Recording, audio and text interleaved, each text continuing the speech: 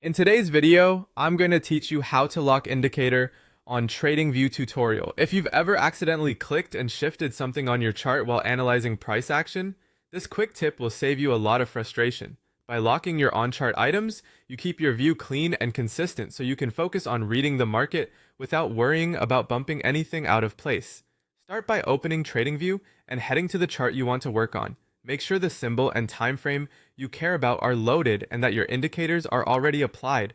The lock function is most useful once your setup is in place, whether you're using moving averages, oscillators, or custom scripts. Now look at the main toolbar across the top of the chart. You'll see a small padlock icon that says Lock All Drawings when you hover over it. Click that. Once it's enabled, TradingView prevents accidental selection or modification of on-chart elements.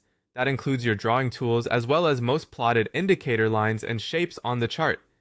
In other words, you won't be able to click and drag something by mistake, nudge a level off its anchor, or select a line and change it inadvertently. You'll know it's working if you try to grab an on-chart item and nothing highlights or moves. This is the whole point. Your layout stays exactly how you intended it. Your indicators will continue to calculate and update with new price data as normal, and nothing is hidden or deleted.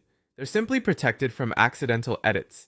If you need to make an intentional change, such as adjusting a drawing or modifying an indicator's appearance, just click the same padlock icon again to toggle the lock off, make your change, and then turn the lock back on.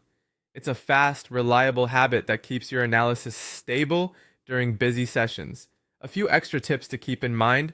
The lock helps enormously during fast markets or when you're doing deeper analysis and don't want your chart to shift. It's also useful before you save a layout so you don't preserve unintended changes. If you find that something isn't responding to clicks, check whether the lock is active.